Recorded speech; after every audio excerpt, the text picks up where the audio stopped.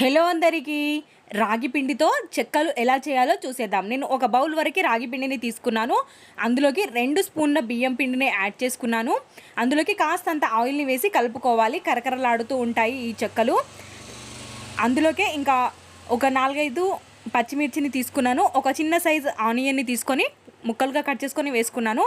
కరివేపాకు, 1 స్పూన్ జీలకర్ర, పసుపు, ఉప్పు, కారం వేసుకొని బాగా మిక్స్ చేసుకోవాలి. ప్రెస్ చేస్తూ మిక్స్ చేసుకోవాలి. ఇలా కొద్ది కొద్దిగా హాట్ వాటర్ని యాడ్ చేసుకుంటూ ఒక పిండి ముద్దలా చేసుకొని ఒక బౌల్ వరకు వేయించుకున్న వేరుశనగని యాడ్ చేసుకోవాలి. అలాగే నేను ఫుల్ వీడియో కింద ఇస్తాను లింక్ని, మీరు చూడండి. ఏవైనా మిస్ అయి ఉంటే అందులో చాలా క్లారిటీగా ఉంటుంది. షార్ట్ వీడియో కదా, ఇందులో మనం అన్నీ చెప్పాలి అంటే సరిపోదు. కాబట్టి నేను వివరంగా ఒక ఫుల్ వీడియో చేశాను. మీకు కావాలి అంటే ఓపెన్ చేసి చూడండి. చాలా ఈజీ ప్రాసెస్లో చేశాను.